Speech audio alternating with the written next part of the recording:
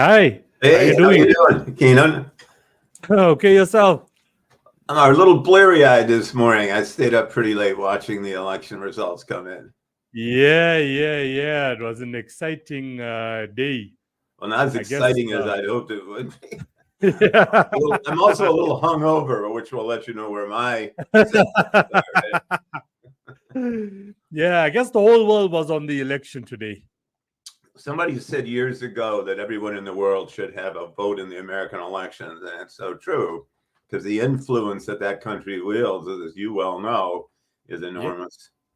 So yeah, no, anyway, definitely. All eyes was in it. All eyes all was on eyes it. on it. I have a But friend of mine who's yeah, working in, she's actually working with an organization in Gaza. And she was saying, even there, despite the, apocalypse that's unfolding there, everybody's attention was focused on this election because they knew that the outcome would affect them deeply. And I'm afraid yeah, that's yeah, yeah. There's another podcast I'm on every Tuesday, but the topic is more related to suicide prevention. And the ladies that were on yesterday, so three of the ladies that were on yesterday are based in the States. So, of course, for them, they were in that moment, it was election day. They were in that moment and they were also talking about the division that's happening in the States as well. But we all concluded with, whatever the outcome may be, we shouldn't fight with each other or be yeah, at war with each other. Not because of politicians and government. It's not what us as humans should actually be doing. We need to find peace with each other and we need to take accountability for our own lives because it starts and ends with us. And what we want to make with our life, depends on us. It doesn't depend on who gets voted into office or who's your government. You know, the it's with government you. isn't us. And I think that's a good So point. Yeah. But on the other hand, I mean, it's like this is sort of one of the themes of my books is that given the sort of global challenges we're facing, it seems like we're fighting more and more instead of finding a common tribal yeah, identity. We're breaking up into smaller and smaller units, which makes it much more difficult to attack these. And this guy, he just inflames those divisions and uses them, uses fear of the other and that kind of thing to generate support for the head chief, the guy who's going to take care of it all. Don't worry, I got it. And so you create fear of the other, and then you yeah. provide a simplistic solution. Yeah. No, I fully understand what you're saying. But we can only hope for the best. Yes, we can only hope for the We can best. only move forward and be optimistic. That's all we can All do. right, I That's like all your. we can do. Yeah. I mean, look, we also discussed it yesterday. Wherever there's chaos in the world today, the best we can do is okay, we can't be there physically to actually resolve it.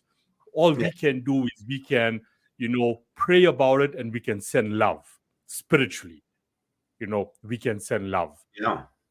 And you're That I mean, we I looked can. at some of your music, and I know the sort of thing you're doing with hip hop, and it is, really impressive. And that attempt to, as you say, find some global commonality. And I must say, I'm not a big hip hop fan, right? In full disclosure, but it's a real global phenomenon that is pulling, Yeah. young people together from all over. Yeah, no, on that note, all I'm doing is I'm bridging the gap and I'm just now bringing opportunities to artists who would never get certain opportunities following the traditional system, going through record labels who are not even signing artists anymore. The whole industry is changing, the world is changing.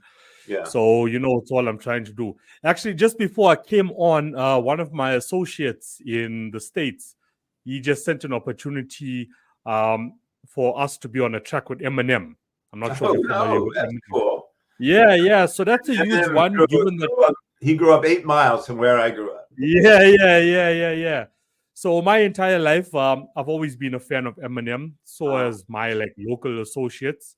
So before I could come on, I just sent them a voice note, dude. This has just popped up. This is something we need to discuss. We can't lose out on this opportunity. It will be costly and so on. But let's see what we can pull off, in the next 2 weeks. So I'm just trying to cool. you know, give these artists opportunities, because I just feel there's too many people out there in the world, and I'm not going to put it down just to the music industry Exactly. who up on themselves too quick because of how the system has always been. So I'm just trying to change, that narrative that, look, you can do it. It's going to cost you time, money, or both, but you can do it yourself and you can make your dreams a reality. And the same is true in writing as well. And as I'm sure you're well aware, there's been a certain democratization in publishing with the self-publishing business. We had 4 million books published last year, and Wow. 2/3 of those were self-published. So trying to work your way through that jungle is pretty difficult. It's for me, and I think for most writers, certainly not all, but my interest is in getting what my perceptions of the world, to share those with people, and a lot of what you were saying too, and a lot of my is trying to break down those tribal identities and finding our commonalities that allow us to deal with the existential threats that we all face. My medium is more the written word than singing, which is a good thing, because otherwise I would go broke because I can't sing worth a damn. I can't play a musical instrument either. Isn't that shocking? That's shocking. I used to try to play the harmonica, but even that one, I was hopeless. Yeah, we can only try. We can only try. What's the worst that can happen? You know what I mean? Like, there's only people who are so scared of just trying, because they're scared of that failure before they actually try. Try. If you fail, doesn't work out, you move on. That's it. At least you gave it a shot. You gave it a shot. When I was working in Africa, I was so awed by the kora and some of the traditional instruments, but I did kind of hold my own on the drums. I could handle that one. Maybe I should stay, in that arena. Yeah. So just on your last point there, when you were mentioning about, the self-publishing, like whether you a self-publisher for a book or you're a self-publisher or distributor for your music, it's become more easier than it was 20, 30 years ago to do it yourself. It's just much more harder. Yes, there's less red tape. And because of that also, it's becoming more and more flooded as well, which makes it harder as well as an independent in the space to actually, sell your work. But you just have to keep going. And for me, I believe there'll always be challenges, but if you're really passionate about it and your heart is in the right place, you will find some channel, to go down with your work, that'll make it worth it in the end. As you know, that's why I'm on your show, because you're providing that forum for people who may, aren't in the big 5 publishers or, attached to one of the big music companies. And so people like you and your kind of podcast make these individuals and their work available more broadly, available to people who wouldn't otherwise know about them. Yeah. Thank you. I appreciate that. At least I know I'm doing something good with the podcast. But anyway, I think that what I'm finding anyway. I have as you can see, I'm probably not your usual demographic. I'm not. I would say, let's say I'm 75 plus, but I've been in the publishing business for a long time, writing a number of different books, and I've had about 14 or 15 in print.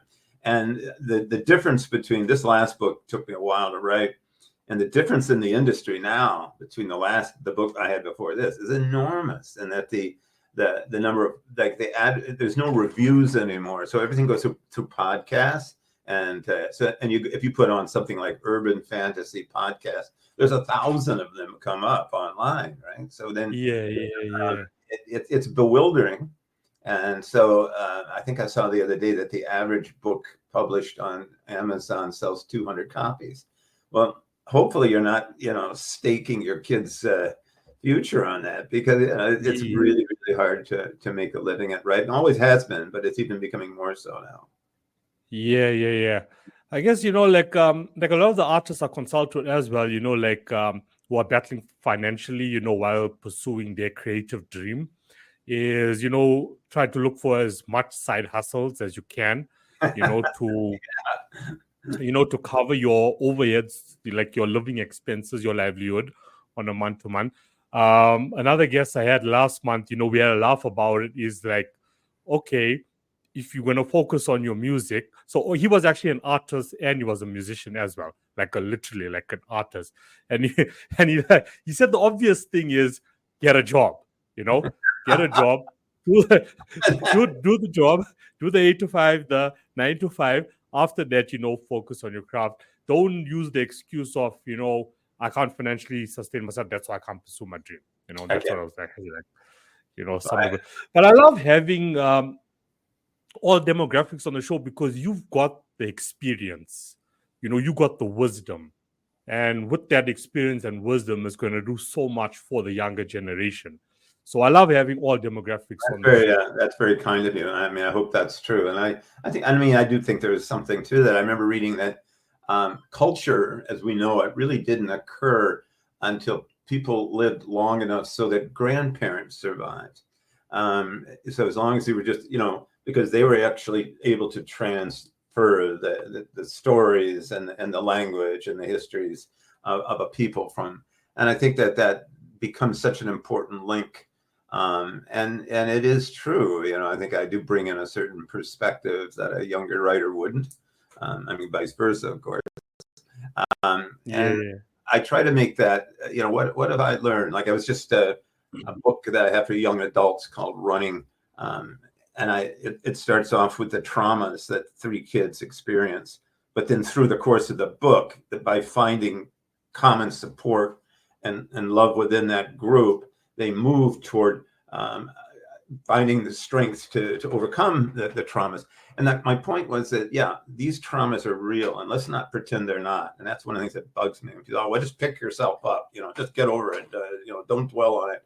But people, the more you get knocked down, the harder it is to get up.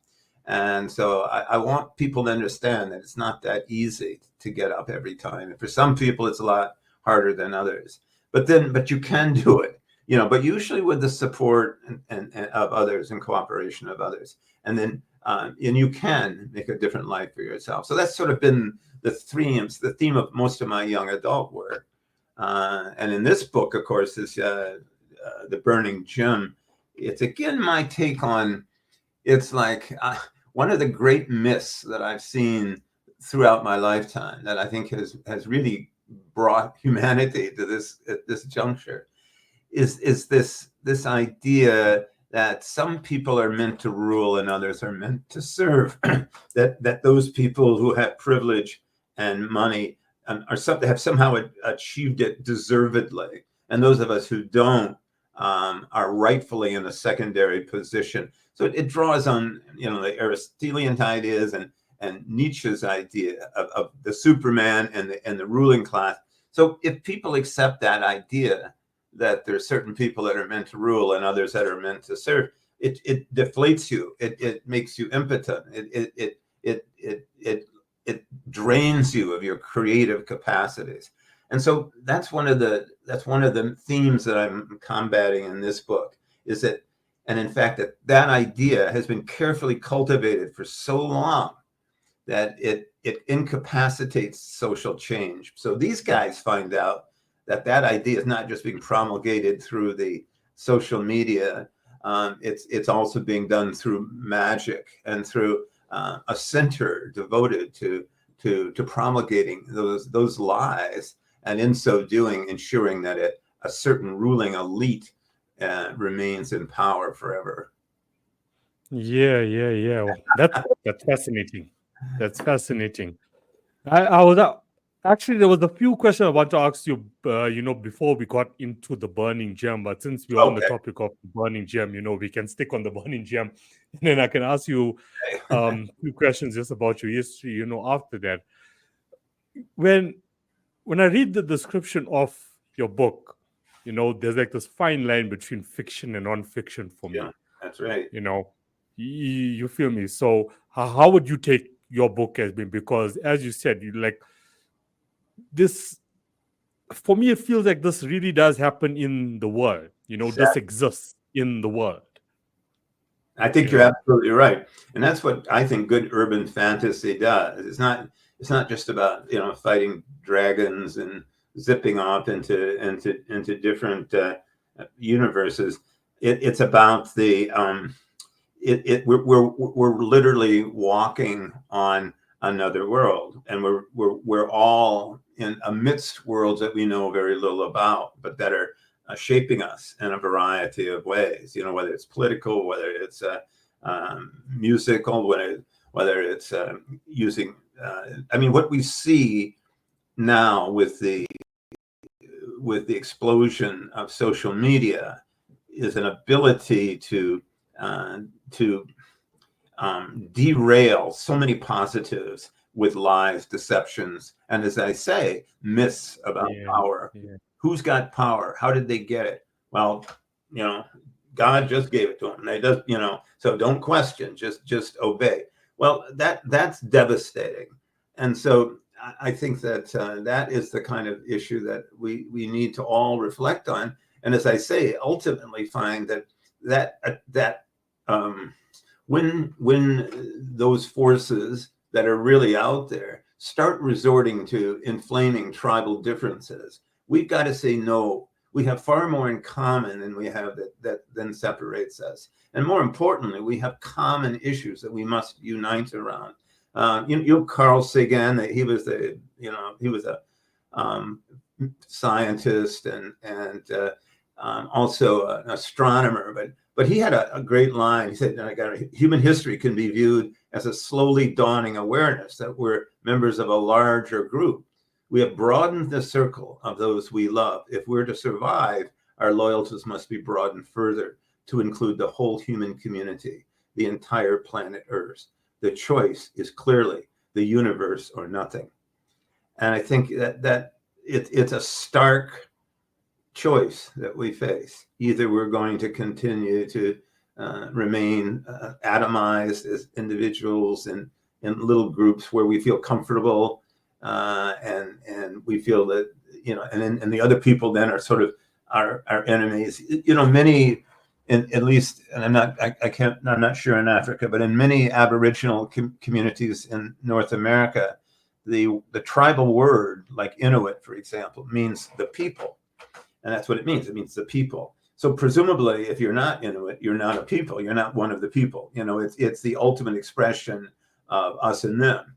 And so this goes way back. It's an ancient tendency, I think, toward tribalism that we simply have to overcome. And I really like, there's a guy I'm reading who is making a point of that, looking at the research on that. But he says that what we need is the greatest marketing campaign in history to project a new model meta tribe, Team Human. Don't you like that idea of this sort of meta tribe where we identify first and foremost with being human and what we have in common before we start to emphasize our differences? I so agree with you. You're 100% right. And the question that always comes to mind is why don't people get it? The world is becoming more conscious, but the majority still don't get it and are still so easily influenced. And what you said about social media, now your reach is further. So whether what you're saying is true or not, you're still going to get that reach, and it's going to influence thousands of more people. Exactly. And I'm suggesting. So the question was just why? Why? And that's exactly right. No. First, your suggestion. I want your suggestion on why? How do we? Yeah. Get this. How do we get this right? How do we get here, and how do we get out of it? The essence of my book is to say it's so clearly not in our self-interest to act this way, right? To treat everybody as a potential enemy, to act with greed, to bury our generosity and compassion. That's obviously not working. So why do we keep doing it? Well, the theme of my book, and it's allegorical, is that there's an actual power, a huge power of people whose confluence of interest is manipulating us through a variety of conscious, some of which we've just talked about, social media, but others that maybe are like these magic gems that are made for these influencers. But what it does is enhance their own sense of aggrandizement, of greed and of influence. So it makes them more arrogant, less capable of bridging the gaps, and more convinced of their own specialness. So that, I can do it, but anybody can do it if I can do it. Well, maybe you had advantages other people didn't have. Let's not go there. Anyway, so that's the kind of idea. Why? Is it possible we just haven't evolved far enough, fast enough? Obviously, that's probably the scientific explanation. But I also wonder if there isn't some, well, I'm pretty sure that there's a socioeconomic force that encourages the dissemination of the fear of the other, and the idea that people who, let's say, are wealthy deserve to be wealthy, and those who are poor deserve to be poor. And it's a kind of a natural condition that we can't do anything about. It's beyond our control. But we know that poverty is a human construct. It's something that we've created and we have to solve. Yeah, like people get comfortable, right? Yeah. People get comfortable. That also stops them. So once you get comfortable, like in a specific certain lifestyle, you feel like you can't actually go further than there. So those people should be wealthy. I deserve to be here. Exactly. But it's all like a matter of, mindset. Yes, I can get to that next level, but I've just gotten so comfortable. Yeah. And I think comfort zones plus. There's a book that was written by a guy back in the 80s that called, for the life of me, I can't think of his name right now, called Amusing Ourselves to Death, and how everything just becomes kind of, just diversion. And so and I think there's a lot of truth to that. We get comfortable. Yeah. There is, as you said, diversions. There's so many distractions in the world that keeps us occupied. Yes, they do. And once upon a time, it was the television that was keeping us occupied. Now we on our phones constantly all the time. So we just always getting distracted and not realizing what's happening around us and around the world. And how all of these tools are just used for, the powers of the world to keep us distracted so they can continue with whatever agendas they may have. Thank you. So, a suggestion on that point from my end, for listeners, is to get rid of all distractions that actually bring no value to your life. Yes. And if you're sitting around and you're doing nothing, then pick up a Don Sawyer book and read the book. Read any book. Better off for it. How about that?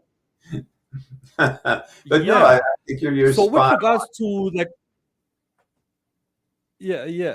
Yeah. So with regards to, okay, we got the foundation of what led you to the Burning Gem. So the storyline itself, like how did that come about? I was it was actually originally called Barbara and Zoan and I started, actually wrote it as a single book, a really long book, which was too long really for anyone to look at. So I broke it into two. But the original name was the Soul Catcher. And in North America, when guys like Curtis and others were documenting, unfortunately, very tragically, the declining culture of the Native Americans, they would go and take pictures with these old box cameras. And many of the Aboriginal people were apprehensive that these boxes stole a portion of their soul. And when you think about it, it made sense. I mean, here they are frozen on this this paper, their whole being. So it's actually taken a part of them and it's frozen it in place because they change, but that paper stays the same. So they saw them as soul catchers. And I found that a fascinating concept. So I thought, well, what if you really did create a soul catcher, a machine that extracted a portion of your soul and crystallized it in this magnificent gem that actually accelerated who you were.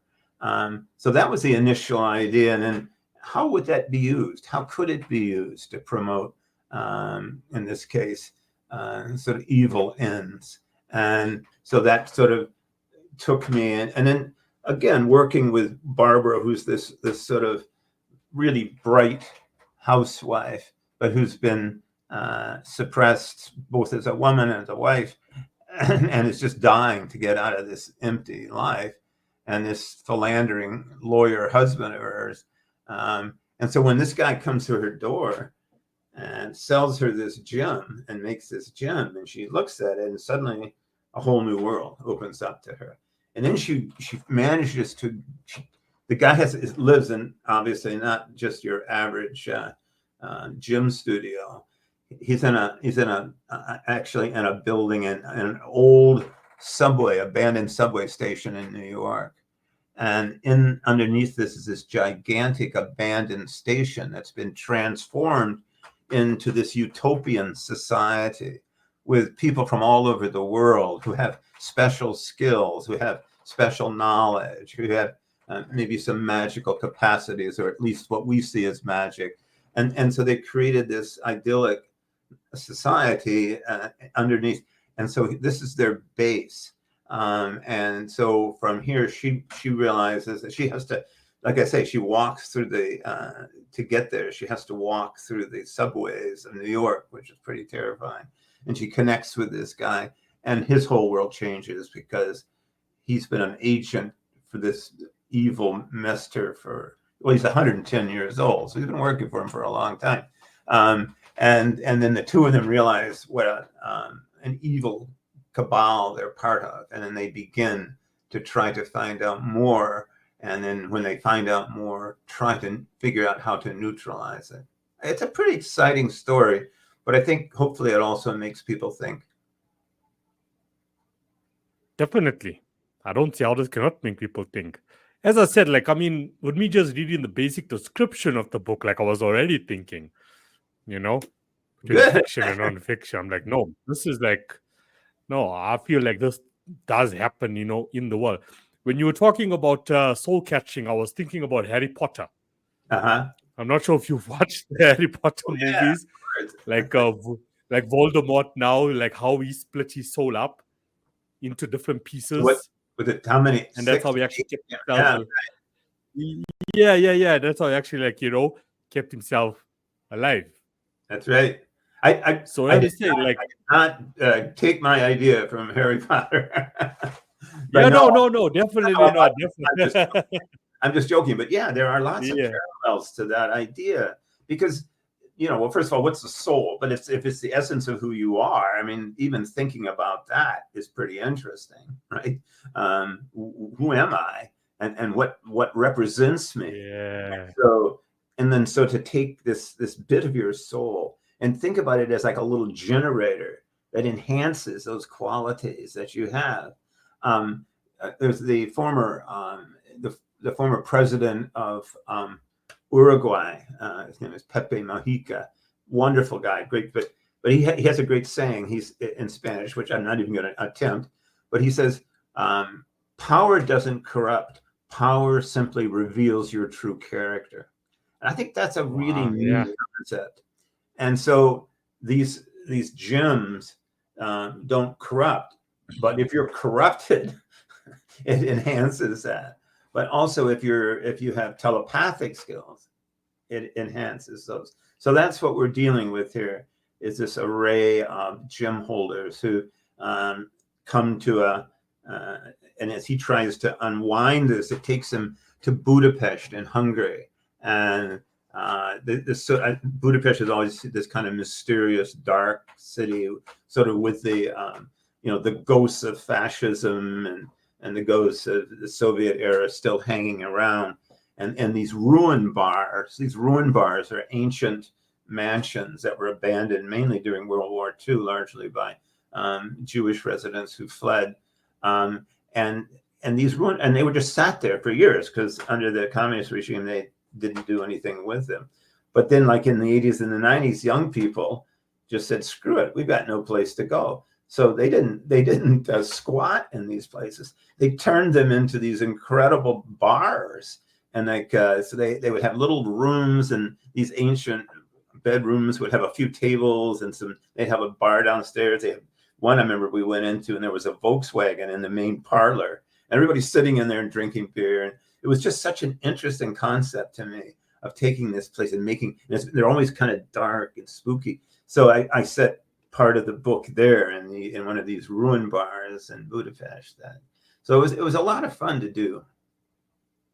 Yeah. And how long did it take you to actually put the book together? God, I hate to admit it. It took me like 8 years, but I wasn't working steadily. I started off, and then after the 2016 election, my wife and I moved back to Canada. We were living in the States at the time. And this so is from Michigan now. From Michigan to Canada. From Michigan, I went to British Columbia. From British Columbia, I went to Newfoundland. From Newfoundland, I went back to Michigan, then I went to British Columbia. So I've worked in a lot of different places, but when we retired, our daughter is director of the Youth Empowerment Project in New Orleans, and we wanted to be closer to her. Well, after, you could only handle that for so long. I must say, the incidental and not so incidental racism that you encountered on a daily basis really got to us after a while. So when Trump won in 2016, I said, I think we better go home. I'm not liking the look at this. Yeah. And so we came back, and we were in Ontario. So I guess what I'm saying is there were a lot of intervening things, but I worked off and on it. And one of because it was such a new genre for me, I hired a really great editor who really helped me. And see, that's one of the problems I think with all of these books being published. I mean, I like the idea of more people being able to publish, but at least when there were certain gatekeepers, there's a quality of editing, at least, that you had to meet. Well, that's not there anymore, because anybody can publish anything. And I mean, you must find that in the music industry too. So I hired a really great editor who really not only helped the book, but helped me become a better writer. But not everybody has the resources to do that. So anyway, that took some time, and then I decided to break it into two. And then as soon as I did that, I had a couple of publishers interested, and here we go. And now I've got a sequel coming out next May called The Tunnels of Nice. Yeah. Nice. Yeah, there was actually a quick story. So this is actually a while back now, about 2 months ago. So in the local newspaper within my area, there was this lady. I think she was probably in the early 20s, and she was actually she attempted to commit suicide. So there was a lot of trauma and so on going on. And the media did an article on her because she was a passionate writer and she wanted to actually publish her own books, but she didn't know how to go about it. Huh. So I was like, okay, cool. I reached out to her family because the distributors that I use for my music can also distribute books as well. But of course, now, digital only, and if you want printed, that comes at extra cost. And I reached out and I said, okay, I'm willing to. Of course, goes back to the editing, of course, you have to find someone. It's good to have someone to always double check your work, be writing a book or you're putting a production together in the music industry. There has to be someone who's going to say, okay, you know what, this sounds perfect, or why don't we change this because it's going to be better. You have to have those. And the sad part about this girl is once the first email was sent, the family reached out, they gave me thanks, they said they'll be in contact. Till date, I haven't heard from them. Heard from them. Yeah, I haven't heard, from them what's going on. So it's also a situation, that part of being a writer, or even if you're in the music industry, there's some people that are just, there's no push, there's no push to actually get it. And even if people want to help you, it's easier not to do those things than it is to do it, right? I mean, you're offering, what a wonderful offer. Hey, we can talk later, right? I'm just joking. But I mean, I think you have people much more qualified than I am for that. Well, I mean, honestly, like I say, I have hired a publicist, and he's doing a great job. But it really is a jungle, and trying to get your book recognize and get it, and things I didn't even know. Kino, I don't know if you know that there's a major magazine that all it does is review book called Kirkus Reviews. Well, I always thought, well, it's just you'd submit your magazine or your book, but you have to pay $450 US just to get your book looked at. And this is the way things are now all over the place. So, small publishers don't have that kind of money. And so the promotion that's available for them is very limited. So that's what I say, again, the kind of thing you're doing can really make a big difference. But that is interesting about that story, because I think some people, you're right, it's just, you've got to push, you've got to push. And if you're going to be a writer, oftentimes it's a lonely process, you've got to push it. My feeling is you got to have a story you really want to tell. That, I can't imagine a piece of writing like a ghost or anything like that. I mean, that's what drives me forward. Maybe it's anger or maybe it's admiration, but it's something that I really want to write down, to celebrate, to articulate. And so if you don't have that passion behind your writing, why bother, right? Yeah, that was the word I was going to use. If there's no passion behind your work, it's not going to make sense at the end of the day, and it's not going to make sense to the reader. Absolutely. Couldn't agree. That's how I feel when I read a book, Like you can read a book and you can say, okay, you know what? There's passion behind this. Yeah. One of my best authors is James Patterson. Oh, yeah. Mm-hmm. I'm sure you're familiar with James Patterson. Like, I love his books. I love thrillers. Yeah. But I mean, any one of his books that I've ever picked up and, you read, okay, there's a lot of passion in it from start to finish. So, I mean, it moves the same. Being a creator in this day and age, to interact and build that intimacy with your audience, whether it be readers or whether it be listeners, they have to feel your feelings as well while they're reading that book. They have to feel it. They have to feel it. I mean, okay, so here's another, while we're on the editing, here's another question I can throw your way and take your thoughts on it, now that we're also in this era of artificial intelligence. So I can type something out, and I may not be a good editor, but I will use ChatGPT. I will just insert there, ChatGPT, I am now writing my first book, edit this for me, and keep it authentic. And now that technology is getting more and more and more advanced. So how do you feel now that being integrated also now into your industry? Will it affect like organic writers such as yourself? It's inserting itself into our industry, whether we like it or not. And I think it's like so much technology like this, we don't know what to do with it.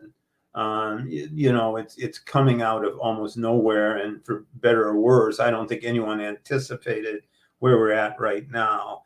I mean, just one of the areas that I'm familiar with is I have professor friends who teach English, and it's become impossible to detect an essay that was AI written and actually written by the student. They can program it so no more than 3 words from any other source appear together. So there's no way of detecting plagiarism. You can sense that this doesn't reflect the language of the student, but how do you prove it? So that's just a small one, because it's not small, it's big, but it's not like. But what we're now seeing literally are books being written, and you can actually dictate what style you want it written in. I'd like to write this, and then you put in maybe 50 specifics, and I want it written in the style of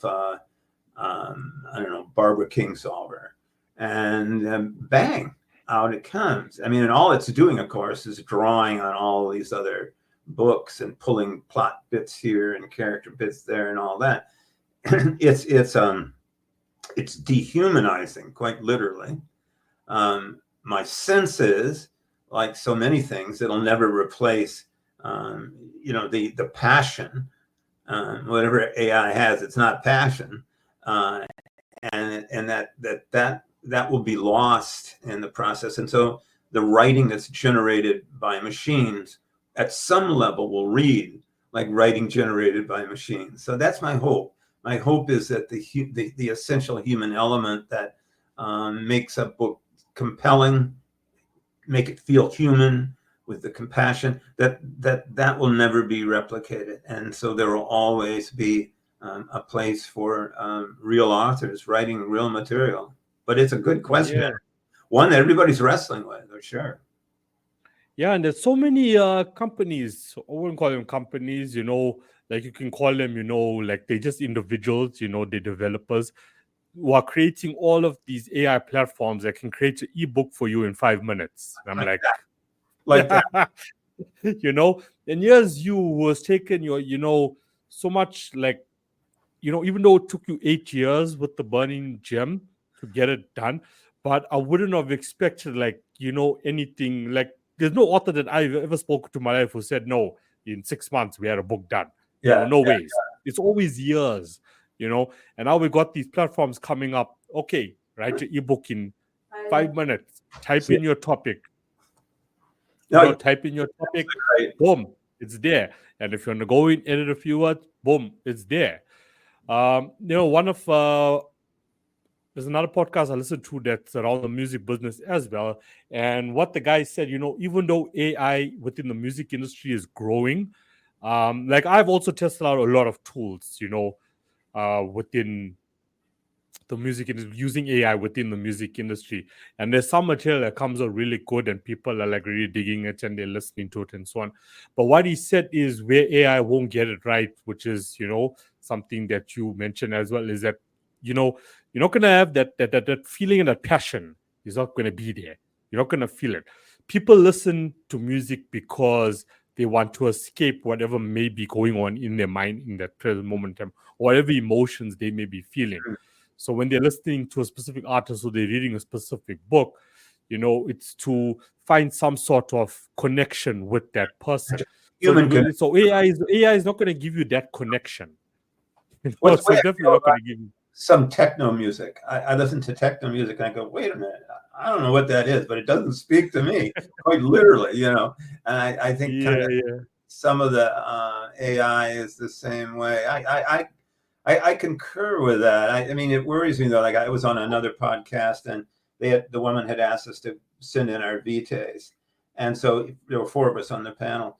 And so my vitae came up in a poem form. And geez, it was amazing. I was so impressed. And she said, I did this on AI. You know how long it took? I said, no, I have no idea. 1.3 seconds. So she fed the material in, said she wanted it to come out in a poem form. I think she even said what, I don't know, let's say, E. Cummings, I don't know. And 1.3 seconds later, she had this thing.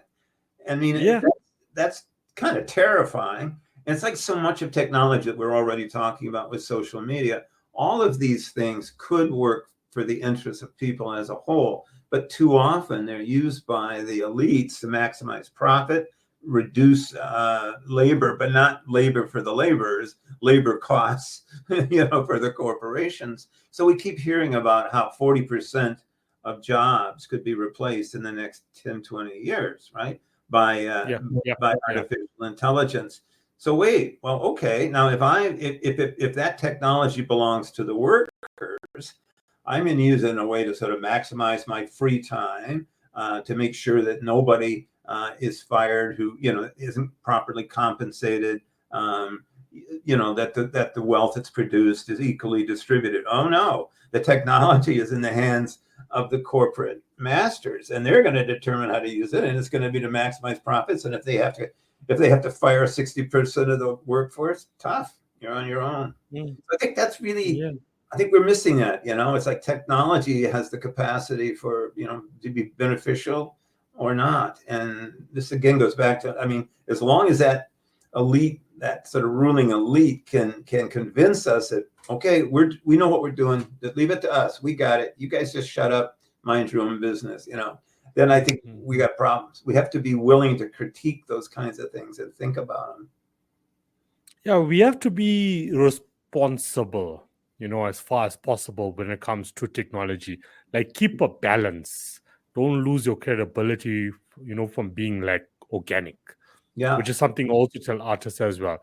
Like, use AI where it can benefit you in certain areas, but don't use it completely, to complete your full project.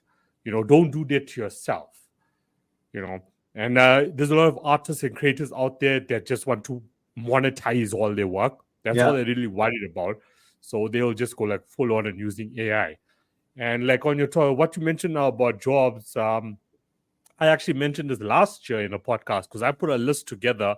I think there's about 30 jobs in there Yeah. that AI will take over within the music industry. I've And seen I've just this been stuff. warning people about this. These are all the jobs. And if you look at all of these jobs that are labeled there, is literally all the key figures within the music industry. And that led now into what was happening now with the top 5 record labels in the world who are laying off people and so on. And I'm like, guys, this is why. Because they don't need you anymore there. It has nothing to do. I get so like I laugh when I get like, so I'm always keeping myself updated on what's happening in the music industry on a daily basis, and then you'll get like this notification that Spotify or whoever is laying off people because of financial concerns. And I go back onto the podcast and I'm saying it has nothing to do financially.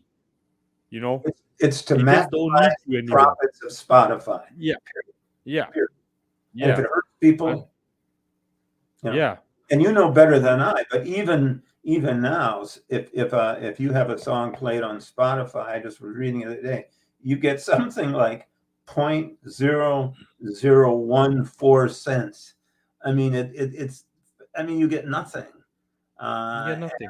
And so all of this technology, who it works for, who it profits, literally, is totally dependent on who has control of it. And unfortunately, I think again, it's very hard for for example, let's say the musicians that you're talking about who are being let go and that kind of thing. If they were in charge of this technology, they would use it very differently than the record companies, for example, or Spotify. They would use it very differently. They wouldn't try to put people out of work. They would try to find how it would enhance and increase and maximize profits for the whole. And in my book, the market is it's a collective, a giant cooperative where although everybody's working individually, they're also supporting each other in this. And so the profits are maximized for the whole, not just for the individual. It seems to me that's the only way out. As long as we, have just this emphasis on individualism and tribalism, we're screwed. Yeah. So what would be like your advice? And I'm sure now this is where like your personal experience comes in from like having like a complete like writer's block, for people out there, for writers out there. Like how have you overcome that throughout your career? Yeah. Do you out of curiosity, do you have a musician's block sometimes? When it comes to the lyrics, yes, we do. Yeah, so collectively, like we sort of like come together and figure out, okay, you know what, this is what we actually do next. Sometimes it just flows. But now we're talking, okay, I can put a composition or full production together that's going to be about, let's say 3 minutes and 40 seconds, but, you could probably figure out the lyrics in the day or the next day if there is a block. But now with a book, we're talking about like hundreds of pages. I've seen these movies before when the author's like first line and, and they're just chilling. Okay, what next? Well, we used to talk about the tyranny of the blank page. That's when we actually used to write with typewriters. And what that meant, of course, was you're staring at this blank page. Uh-oh, what do I do now? You've got an idea and you've got to go from A to Z, but only using words. That's pretty intimidating. So, how do I do that? Now, of course, we talk about the intimidation of a blank computer screen, but it's the same idea. There ain't nothing there. So you put it there, right? Yeah, And yeah, yeah. and so, well, how do you do that? I mean, certainly there have been times when I get stuck, but it's like one of the things when I taught English, I said to my students, look, first and foremost, write. Don't worry about the mechanics of it right now. Just write. In fact, we did an exercise where every morning, depending on the level, 10 to 15 minutes, I would say to people, okay, now when I say go, maybe we'd come up with a topic, or maybe a first line. Like when I woke up, the alarm clock blazed 5:35, and then they had to go from there. But the point was that they had to write without lifting their pen. So it was literally handwriting, that they couldn't stop. If they couldn't think of anything to say, they would write, I can't think of anything to say. I can't think of anything to say, until something else came up. And then they could start writing. And it was a really effective tool to get people to stop thinking so much and writing more, and it broke down that disconnect between the brain and the hand. And so you created this kind of flow, right? I mean, a lot of it didn't make a lot of sense, but it was amazing what did. But the point was that don't worry about it, just get it down. And so sometimes when I'm not sure where to go, for example, let's say I had a character and I wasn't feeling very good about the character. Well, I'll sit down and write a character sketch of her. Barbara was born in Hoboken, New Jersey, in 1987. Her father was a physicist. Blah blah blah. And then so I create this character. It's not going to go into the book, but it's giving me something now to draw on, so that I can build. Oh, that's who she is. That's what she'd do in this situation. So sometimes I think writer's block is not just a matter of barging through. Sometimes it's taking a step back and writing something, that isn't contiguous with what you got. But hey, let's have another perspective on this. Let's have another look at this. I got these guys in a cave down underneath the castle of Buddha, but man, those caves seem awfully small. Let me start over again. So I write a whole nother, perspective, and so it gets your head going. So yeah, I guess those are just a couple of thoughts. It is so it's intimidating, and as you know, as a musician, the idea that you've got such limited, you've got more than I have, but more resources to work with. Just letters. That's all you got. Squiggles on paper. But you've got to somehow create a real person, a character. You've got to have conflict that moves people. You've got to have scenes that people can see, images that put them there. And all you got to work with is words. And by golly, that ain't easy, and to do it well. I mean, anybody can write a book. You just write a whole lot of pages. But to write a book that somebody wants to read, well, that's a whole nother matter. So yeah, I certainly come to places where I didn't quite know where to go. I do some organizing. I do some outlining, that kind of thing. That's a long answer. Yeah. I was just thinking, as creators, we should always pay attention to our heart first also. I like that. Get out of here, get into here. Right. So when you're writing, write from what's coming out of your heart first. Stop thinking, stop thinking too much up here. When you were mentioning, about getting out of here, like I just thought about it, your heart. Because also within some of the artists I work with, there's guys that you can put into the studio and they can just lay down the first verse with not even thinking, because it's coming from here rather than here. Yeah, nice. And the verse comes out dope, where we okay, we don't need to do anything here. It's done. That's great, isn't it? Take one. We're done here. Yeah, listen, it's okay to listen to your art. Yeah. That's cool. Okay, that's so so there's one. Sorry. Sorry. No, you can continue. I was going to say basically what you said. At times, a writer has that same feeling, man. You hit something there's a sketch in the second book that I wrote in about an hour, and it just came out from the heart. And I think it's some of the best writing in the entire book. And you felt it, just like you're saying, it came right from the heart, right? There wasn't a whole lot of hesitation or what word should I use here. It just kind of burst out onto the page. And what a satisfying feeling that is. Yeah. Yeah. When it's coming from the right place. So Absolutely. yeah. Okay, so like I got one more like question here, and I mean I am so into these people, and I want to like get like your, what made you want to go into studying like modern Chinese history or Chinese history? Like because I am like totally amazed by the Chinese, from A to Z, culturally, intelligence, where they at with technology at the moment. Like, what made you go down that road? You're so right. And I mean, coming from an American suburb, I kind of vaguely had a sense that there was a China over there somewhere, but that was about the extent of it.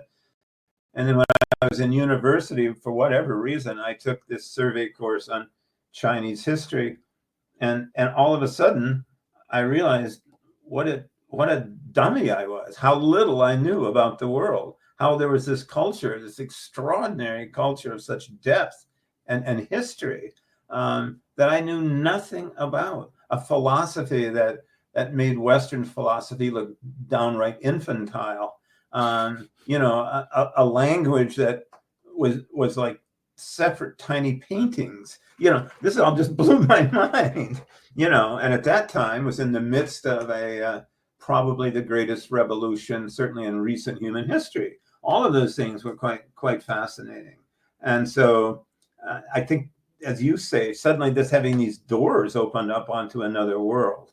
And I think that has stayed with me for the rest of my life. I mean, I became so intrigued with that.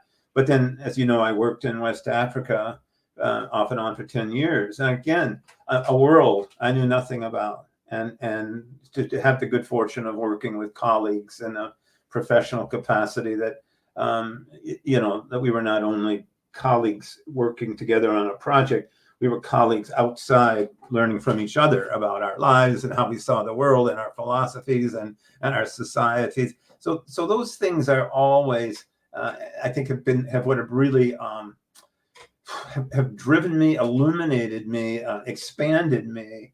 And so that's no different. That's where it started, I think, with that fascination with China.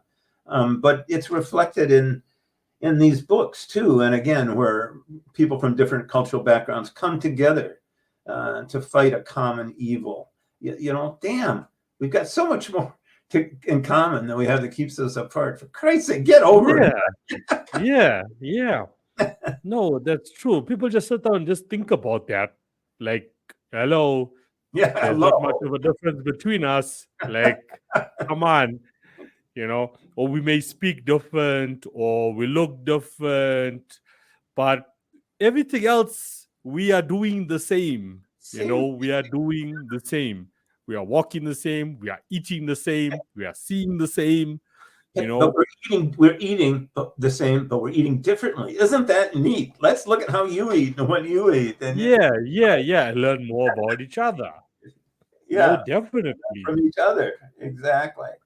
Yeah, exactly. So I see you as someone who is probably going to be writing for still a very long time. You got a sequel coming up, but I'm sure you've got like a lot more. I don't know. It's a feeling I'm just getting here. Kino, I gotta say, to be brutally frank with you, I don't have a whole lot of time. I mean, I turned 77. But I'm going to write as long as I can. But you're so full of energy. Even at 77, you're so full of energy. Well, that's what matters. Let's see if the energy can override my next heart attack. Let's. But you're right. I mean, I do feel we just got back from Spain. We had 2 weeks in Spain. I mean, yeah, nice. Okay, I went to Spain a bit, but what I came and I can remember Jan saying, "Gee, it kind of feels like we were never there." And I said, "No, it doesn't feel like that at all." I feel we were up in the Basque country and looking at the urban design and the culture of the Basque country. I feel enlarged. I feel genuinely different than I did. I now have a better understanding of the world, not just academically, but experientially. I'm enriched by this, and that stays. So yeah, I mean, I think that I want to stay vital and alive like that, and be open to new ideas. On the other hand, I'd love to get back and see my friend Alpha Jallo in the Gambia. And I miss that. I miss those friends too. And I'd like to get back and do that. There's so many things you want to do, so little time, So Yeah, tell me about it. Does traveling help with your writing though? Do you love to get out the house, or have you ever written, while you're in other countries? Have you ever done writing in other countries? Has that helped with your creativity? That's an interesting question. To be honest with you, I think the advice that your guest the other day made, which was get a job first. Yeah. That sort of defined my writing, because I worked as a teacher and an educator, all my life. And so I was writing when I could. Like, for example, I put my kids to bed at 9:30, and then I'd go up and write from maybe 10:30 to 12:30 and go to bed and get up, and and so you grab time when you could and on the weekends. But so that made it hard to write. My first book was written when my father had cancer, and I went back to be with him. But I also had a lot of time on my hands, and so a friend of mine encouraged me to write about our first teaching experiences in a remote part of Canada called Newfoundland. And I had the time to actually focus on it and do it in a continuous basis. And so that was a real blessing. But now that I've retired, yeah, I've got time, and I'm looking forward to doing more writing. Yeah, no, definitely. Like when it comes to our passions in life, till the last day. That's how I feel. Till the last day. To the last day. Yeah. Have the last day. Fully out kicking, right? Yeah. Yeah, no, like even for myself personally, like when it comes to the composition and so on, and when we're busy with production, like the beat composition and stuff is done mainly on my end. I like it gets hard when you're always working in the same place, and that's just for me personally. So like in my studio here, like if I'm starting off with a project, like maybe I can probably finish half of it, and yeah, okay, I can finish the whole project in the same studio, but I'm gonna need just time out of here for a week of not focusing on the project, come back, finish it off. But you're not are you writing when you're out? Are you just thinking? You're just absorbing while you're out, right? You're not. Yeah, or maybe get busy with something else, like I'm that type of creative, like start the project. Okay, cool. Let me leave it here where I'm at the moment now, because maybe my head is not in the same space. I've been in the same studio for a couple, good days, and just get busy with something else, because I mean, the industry is so diverse these days, especially if you're an independent in the music industry. There's so many other different tasks that have to get done. So when it comes to the creative work, I feel I need to start with it, then get busy with some other stuff for a few days, and then come back to it. That sort of helps sense to me. I when I was thinking about it, have I actually done writing when I've been traveling? And I realized that I journaled.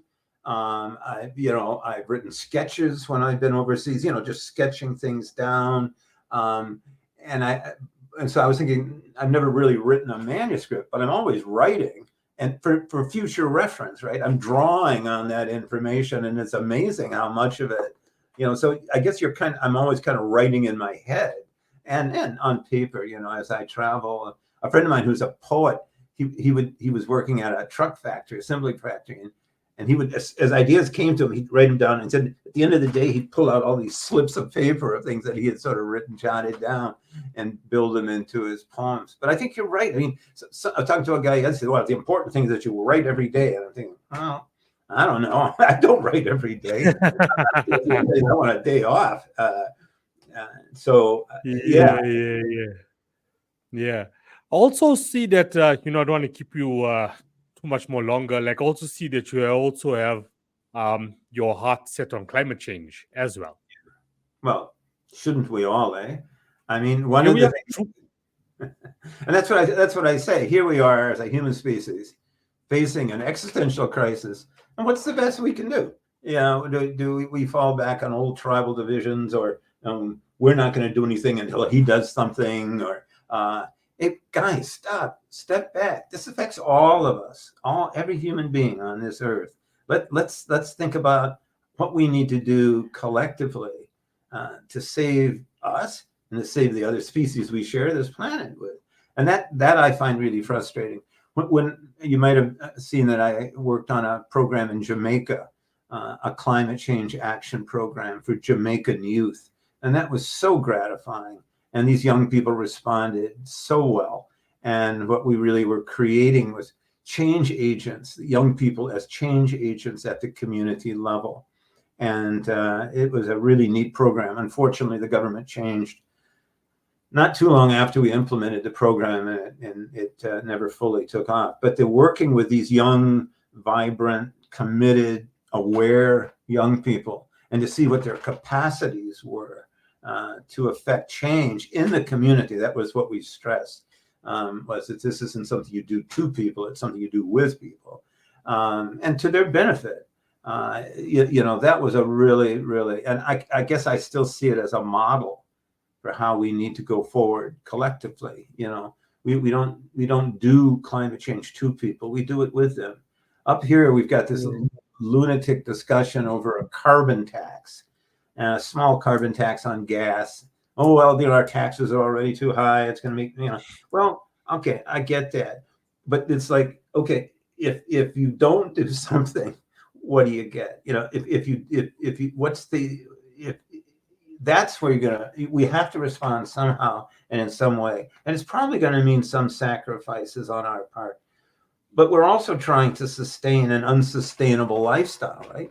Not everybody should have a car. Like when we were in the Basque country, we went to Bilbao, beautiful city. But what they've got in public transit, they've got a metro, an underground. They've got a sophisticated bus system. They've got dedicated bike lanes with lights. They have wide walkways. You can walk everywhere. It's just amazing. So you don't need a car. And when you're in there, the cities just stop when you're done. Because why would you live outside farther? You want to live it where the commercial areas are downtown. So so we have models of how to do it, but there's got to be the political will and the knowledge on the part of all of us to move in that direction, I think. Yeah, no, 100%. You make a lot of sense that, collectively, this is all our responsibility.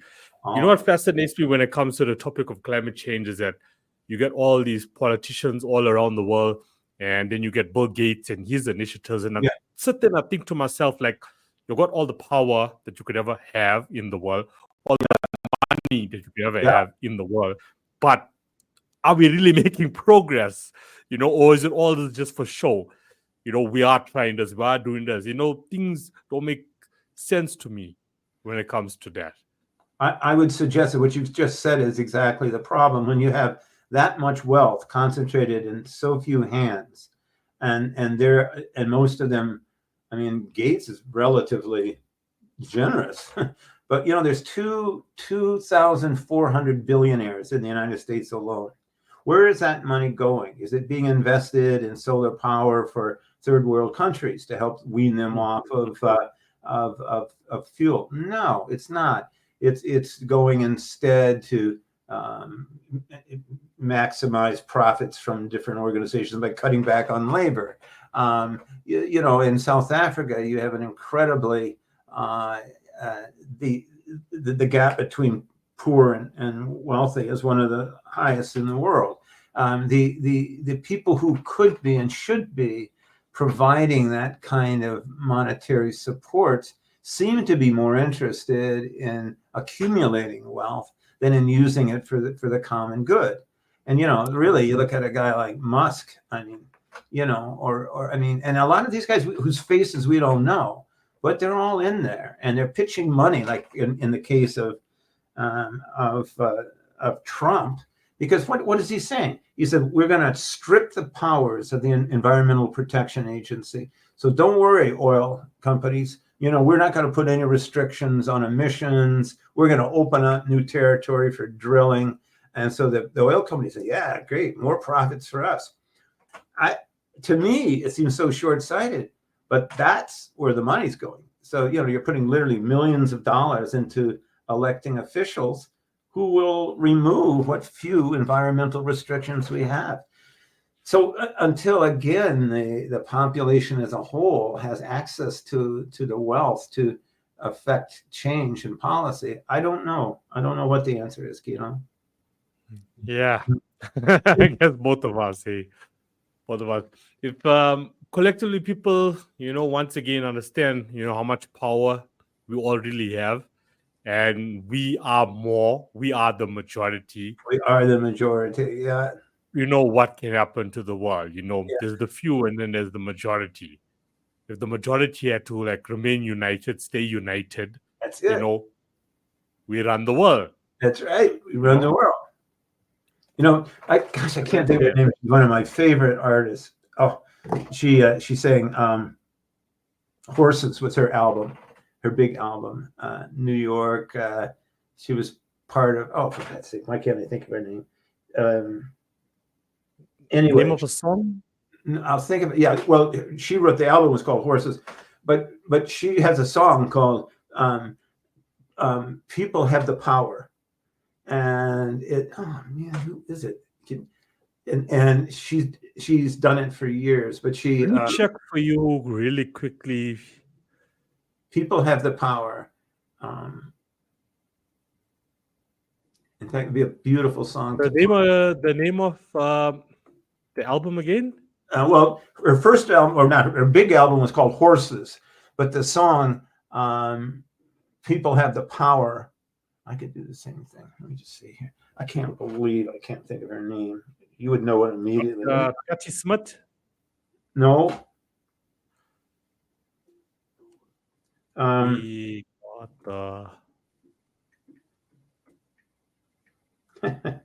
This is embarrassing. Nah, this is what the show is about. Organic. Good. Okay. Well, she sang Patti Smith, for Christ's sake. Patti Smith. Patti Smith. That was the first one that came up. Yeah. Patti Smith. Patti Smith, and she's got "People Have the Power," and man, when she does that with a gospel group, you're just blown away. There's like 500 people singing it with her, and for a minute, you believe that people really do have the power, right? And if you ever have a chance to play that video of her, it was done maybe 5 or 6 years ago. Do, because it gives you hope, it gives you spirit, and it convinces you that we do have the power. And that's what I think, that's what this book is about. We do have the power, but we're trained to not believe it, not to believe in ourselves, not to believe in our collective capacities. And so we need more Patti Smith singing. That's her name. Yeah. People have the power. So yeah, no, 100%. You're right about that. And that's what, once again, anyone in independent space, whether you writing music or whether you're writing a book, write something that's going to also empower the next person to be like, yo, I've got this power as well. I can do something. Definitely. I feel that should be a responsibility to all creators out there. That's why we've been placed here on the earth. That's why we do what we do. So let it mean something at the end of, the road, your journey. Your journey. Build legacy. And I will add to that, because I'm a teacher as well, retired. Teachers need to do the same thing. They're artists too. And they need their kids to come out feeling empowered, capable, that they're competent, that they're able to contribute, and I think we don't do a very good job of that. And instead, we often make kids feel inadequate. We compare them to others, and you're not as smart as he is, and all that. Every kid needs to come out with a sense of their own capacity and their own ability, and my capacity to help change the world, to make it a better place. Yeah, just like every singer and every writer. Yeah, I guess this is how the system is designed. In South Africa as well, it's like the whole mandate is to keep you stuck in a mindset of training you just to be a worker for the system. At the end of the day, it's not teaching you how to innovate, to be creative, to think outside the box. If you fail, it's a problem. It's the end of the world. But in order for us to progress, we have to fail first so we can learn from those mistakes as well. Goes back to the same with that exercise that you told, like the students to do. Is just write whatever's, whatever's coming. It doesn't have to be perfect. Doesn't have to be perfect yet. Like I'm all about, just starting something, whatever the project may be, and you perfect as you move along. Stop stressing and getting overwhelmed about, getting it perfect in the start, and this needs to be there, that needs to be there. Just start. You can always change it, right? But get started. Yeah, get started. Get started. And it's one of the things that, like I was saying about, I'm not just joking about that. Like when I was working in West Africa with my colleagues in Ghana and the Gambia, it was a program to train rural community development workers. I mean, really at the grassroots. And I mean, obviously, I brought some technology in terms of training, but the Ghanaians and Gambians brought the knowledge, the cultural knowledge, and the appropriateness of what we were doing. So together we made a pretty damn good team and some very powerful training. But the training was based on the idea of starting from the community, starting from the bottom, starting from the issues and concerns of the people, and then helping them find the capacities to analyze and solve their own problems and the resources. And so the whole idea was that we're not doing something to people, we're helping them find their own resources to change their world rather than just accept it. And so this could be done, at all sectors. I like that. Change the world instead of just accepting it. Yeah. I like that. Yeah. I like that. That's a good line. But we don't have to accept the world we have, right? I mean, the world is given to us as a given. Here it is. Nothing you can do about it. No, actually there is. We don't have to accept the world that we have. We have, in fact, the ability to change it. And I think we can. But after last night, I don't know. Thank you. So do you have a physical copy of the book that you can hold up? Yeah, just to, Beautiful. And I love what you did with the artwork. It's catchy. It's really catchy. Yeah, thank you. I appreciate that. And like I say, the second book, which is coming out in May, the sequel to it, is called The Tunnels of Buddha. And I'm starting now on a third book. I think it makes a really interesting story arc. And I believe that's exciting enough to keep readers engaged, but provocative enough to also keep their mental, their mental engagement as well. So I'm excited about it, and people who've read it have really enjoyed it. Getting other people to read it is a challenge. I mean, just to get it reviewed, to get it listed, all of that stuff is a very complicated business all of its own. Yeah, I can imagine. That is so sure you can imagine. But at least you keep going, you keep trying, you keep innovating, you keep exploring, and that's what we have to do as creators. It's not that we keep going. We don't just stop on there's a roadblock. Okay, now what? Let me just stop. Give up. We just keep looking. Okay, what other options are on the table? Because it's all going to be an option, and sooner or later it's going to work out for you. So your book is available online as well. I'm sure it's on Amazon. Yeah. And if you like Don Sawyer books, if you just go on www.donsawyerbooks, you'll get to my webpage. But I saw something the other day that said available on the online bookseller of your choice. I mean, it doesn't have to be Amazon, like most bookstores now have. So, or your bookstore can order it. It's distributed through a major distributor. But I mean, I just love to see some, and I'm really, really pleased to be talking to you in South Africa, because I really am a global citizen. I know that sounds kind of arrogant, but I mean, it's the way it should be, right? And then to be able to talk to you about this in a long, long way. Yeah. it's really quite fun.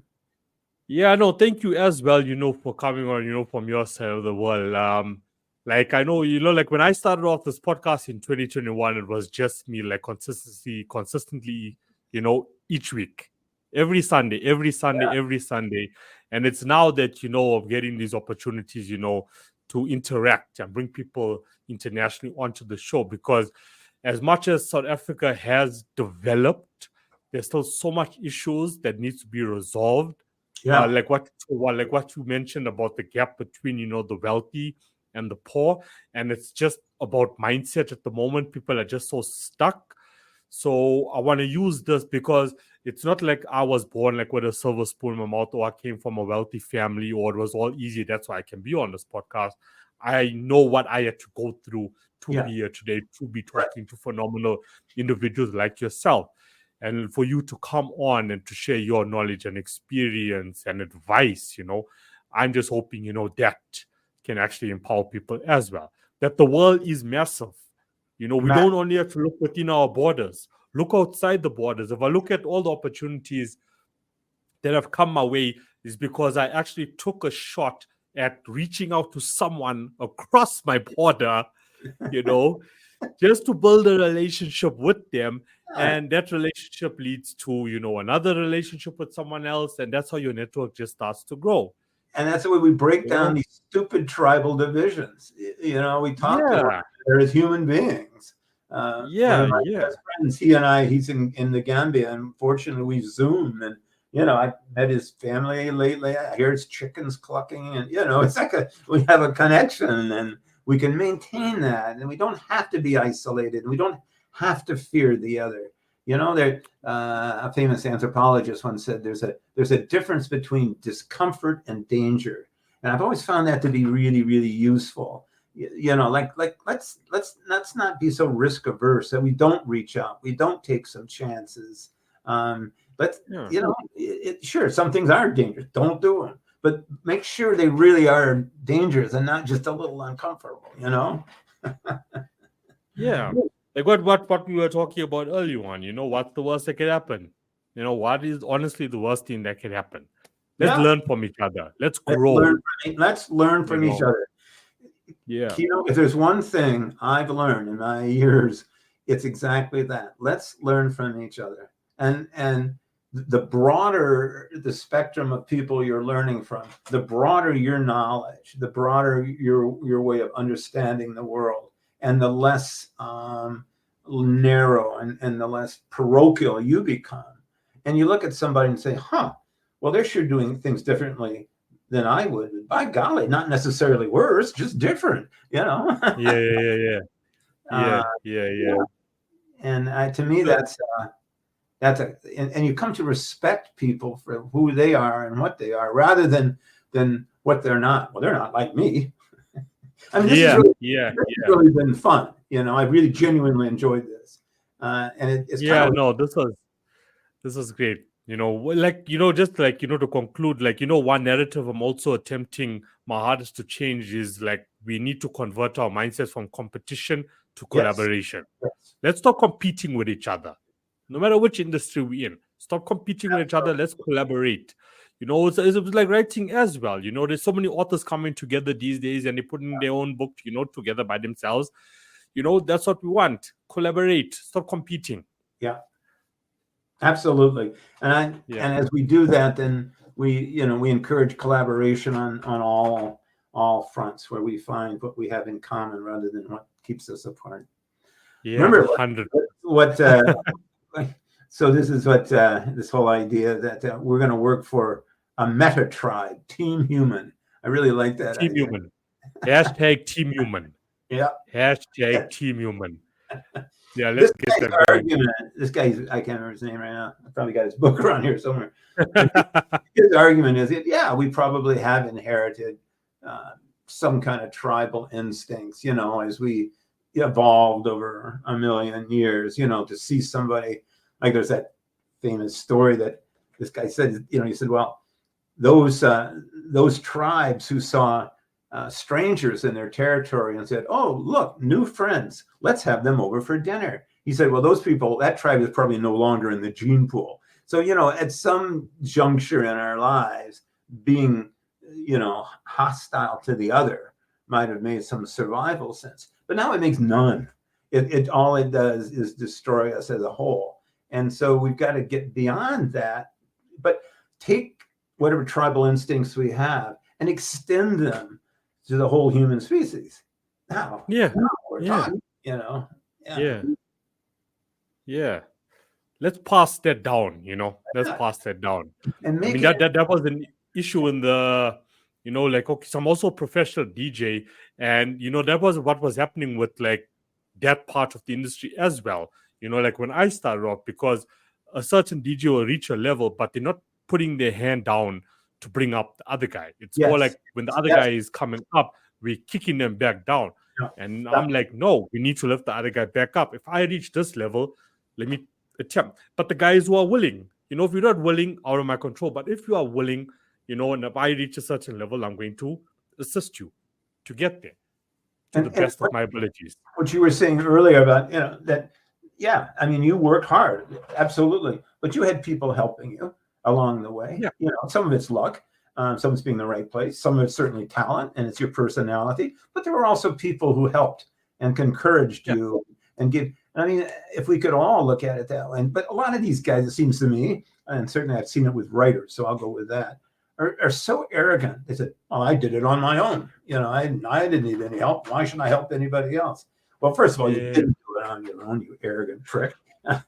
and second of all, show a little generosity and kindness, and that'll go a long way to creating a society where we think about others rather than just ourselves. Yeah. Be humble. Be humble. Always be humble, because you never know what life can throw, at you tomorrow. Absolutely. Today you may be on top of the world, and I did all myself when I'm here, all because of me. That's tomorrow, right. The world throws you a rock, and you at the bottom, and you got no one. Yeah. Help! No, you didn't help. Yeah, exactly. So be humble, because at least you know that if tomorrow's a bad day and I get knocked down, there will be someone that's going to help you back, help you up. And just one footnote to that. Also, when we see people who are struggling, we don't know their stories. We don't know what traumas they've experienced. We don't know what obstacles they're trying to overcome. And just seeing people with compassion and empathy, it seems to me, rather than arrogance, and is a hell of a good place to start. Yeah, especially in this new world that we're living in now. There's no room for ego, and there's no room for arrogance. Absolutely not. Now we're in that era of humility, of kindness, as you said, empathy. That's the area, especially as the creative, to grow in. If you have that behind your work, you will win. I don't know when you'll win, but you will end up winning. You will win. Well, you're certainly going to win. You're going to be a happier person. You're going to be, I mean, look at those nasty, arrogant twits out there. Are they happy? No. I mean, they're always competing. They're always scrambling. They're always, watching their backs so somebody doesn't grab them. Like, yeah. Right? Yeah. And so 100%. You're going to win. You will. You're a winner. If you treat people right and you treat people kindly, you're going to win in terms of your own spirit, your own heart. Yeah. So one more thing, is your book, is it just hard, or is it also a Kindle version on Amazon? Yeah, there's a Kindle version. I mean, there's the publisher is Castlebridge Media, and it's also there's a distributor as well. But it's on Kindle as well, and I'm just really pleased to have it out. It's like we were talking about earlier. For me, I write because of a passion, and this was a story I really wanted to explore. I really wanted to get this gritty. These are two kind of just not normal, of course. The guy's 110 years old, but just kind of people who are looking for a life of meaning, who come up against this seemingly insurmountable, monstrous evil, this machine, literally, and what do they do with it? And I wanted to say, look, as long as we're allowed for them to make us feel powerless, there's nothing we can do. But once we begin to take that power, as Patti Smith said, then there's nothing stopping us. And even though all kinds of things stop them, and there's lots of battles and people die and all that, their courage and their determination and their goodness sort of propels them forward. That's a story that needs to be told, Well, I'm glad there's a Kindle version, it makes it easier for guys like me to actually, get the copy quicker and actually read it. It would be So great if I you look did. forward to that. Yeah, I I look expect to forward see to a that. surge in South African sales after. Yeah, if I can get these people to read, Well, yeah, if I I have to can, read anything. yeah, Really, if I can, read. like my focus is like in that lower to middle class. So if I can get them to start, once again eliminating all of those distractions Yeah, that the world and the powers have thrown at you, and start investing in actually reading books, just to be reading boom. books. That's it. Yeah. Absolutely. I couldn't agree with you That's more. it. When I first started Even if you teaching, read a page a day, well done. You yeah, know what I mean? It's and progress. if you can't read, find an adult reading class. My wife taught literacy to adults, and I mean, being illiterate doesn't mean you're stupid. Far from it. It often means you've come up with all kinds of compensatory skills that nobody else could imagine. But it definitely limits you. And so, learn how to read, and learn how to read in a way that enhances you and makes you feel stronger. Yeah. Something just came to mind now. Do you know a platform called Online Book Club? Yeah, I've seen it. Yeah, I have. Uh-huh. Yeah, that's also quite huge. Like I was on there. How I came across it was they, like they pay people to review books Yeah. and so on. Like $5 to review a book. Okay. I can't remember how I signed up with them, but then that's how I got started with them. So there was a book. I read the book. I gave it a proper review. They pay you for that. So also something to look in, and also like your personal profile. Also, like if you set your goal to read like 100 books by end of 2024, you can put the books there that you've read, and it monitors your progress. So it's also quite a cool platform. Yeah, I'll look that one up because, as you know, I mean, there's so many of them out there. You don't know what works and what doesn't work, and sometimes, as a writer, you have to pay to have your book reviewed, which sometimes is all right. In fact, I'm glad I paid you for that review, Kino. I hope you enjoyed the $5. Yeah. No, it's quite a cool platform. I can't remember the owner's name. I'll look at that one. Offered, but he's also quite like a cool guy. Yeah, because you're right. I mean, those reviews make a big difference. Yep. Because I mean, what sets you apart from another book? Well, if on Goodreads or on Book Club you've got 27 positive reviews, people are going to take notice. But they're saying that in some cases you have to have like 150. I mean, it's just a funny business. Yeah, I guess it's your audience, and that goes back to the responsibility with technology, and then also like social media these days. Like if you an author on a specific genre, we use mystery of when it comes to your book, now you can target people online that are actually into that sort of adventurous mystery fantasy, and target them, and then get them to your site. Yeah. So those are like benefits as well, some benefits with social media to use to get that higher reach. Yeah, you're quite right. And I say, fortunately, I have a publicist who can sort of kind of wind his way through that swamp of what, and what. The jungle. I'm too old out there. Kind of thing. Yeah, the jungle. Well, at least what they got you here today. Yeah. And this was a phenomenal conversation. Oh, I really enjoyed it. It's just so much fun just to talk to like-minded people around the world. It's sort of, particularly a day like this, it reassures me that there are like-minded people around the world pushing in the same positive direction. Thank you very much. Exactly. Yeah, with the same mandate. I thought about this. When I started with guests, which I mean is now 3 months now. That an agency reached out to me and we're like, we want to put guests on the show, and now now it's authors on the show, and after each episode, I should always think to myself, like, this conversation was supposed to be about music, right? But it goes into something so much more bigger than that, much, much more bigger than that. And now you can see how many people there is actually out there has the same mandate out to. Yes, music is a component of what we do. Writing is a component of what we do. But we all have a bigger mandate. What we do. That's a really, really good point. Yep. But I Yeah, also bro. want to say that some of that is because of you, Kino. You're really a good interviewer. You encourage people to go outside of the box. It was fun talking to you. Maybe that's the most important thing. Yeah, but I mean, credit back to as well. There wouldn't be a Kino if it weren't for also people like Dons of the world as well.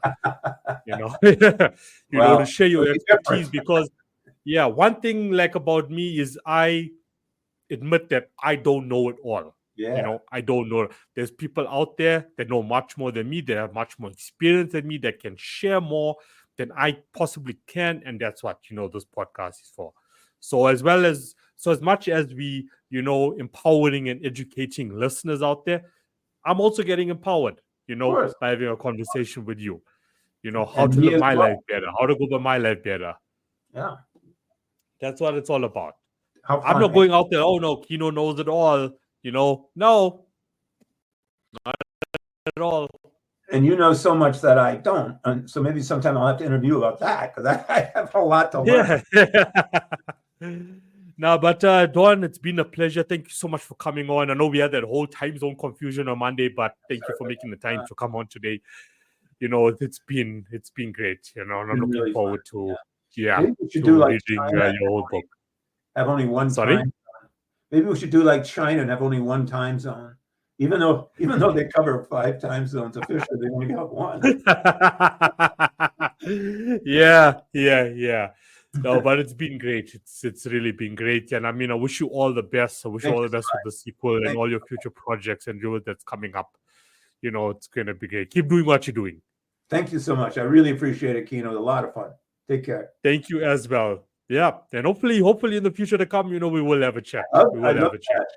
I'd love what I really love to do is come. I'm sorry, where are you? Are you in Johannesburg or Cape Town? Yeah, Johannesburg. I'm in Johannesburg. If I ever get to South Africa, I'd love to come into your studio. Yeah, no problem at all. And this is all I also love, a relationship on a podcast shouldn't end, the moment I press stop recording. It shouldn't end there. You're right. It shouldn't there. There was also a band, no, not a band, sorry, she's actually a singer. So she was actually talking about doing a tour in South Africa. Apparently there's a promoter that actually reached out to her to come. I'm like, cool, let me know. Where it's going to be. It'll be like a once-off because you're not so familiar or you don't have a big audience in South Africa. But I am willing to assist you with promoting you in South Africa, and not something I'm saying I'm going to charge you for, but, I'm going to help you. Yeah. Cool. That's what I want to also. And she's like, wow, okay, that'll be quite awesome. And probably when she's here as well, we can do like, a proper live podcast with us in the same room. I'm like, yeah, game on, let's do that. That's neat. Good for you. And what a neat and way there's also you're using media. I mean, again, exactly. We were talking earlier, media can be used in lots of ways, but look at how you're using it and how positively you're using it. That's great. Yeah. And it also worked vice versa with a rock band that's based in Miami. They were like, because I told them, like, like when I watch these movies like Bad Boys and so on, I'm checking out Miami and how cool it is and, the club life and the party scene with the DJs and so on. And they're like, okay, Kino, when you're in Miami, hit us up. We're going to get you. So this is what it's about, This is what it's about. Reciprocity, friendships. Yeah, that's what it's all about. Yeah. Good word you used there, reciprocity. Yeah. Great word you've used there. But Don, thank you so much. Please enjoy the rest of your day. Thank you. And we'll definitely chat again. Thank you for being such a great host. I really enjoyed it. Yeah. So thank you. I appreciate the kind words with that. Thank you for being such a great, how do interviewee? Is that right? Yeah, that's right. Is that right? Go ahead. Interviewee. We have a great interviewer who's working with an adequate interviewee. And there we go. Sharing dopeness, sharing dopeness, sharing love, sharing knowledge, experience, education. That's what we are for. Great. Okay. Thanks, Don. Is this live, Kino?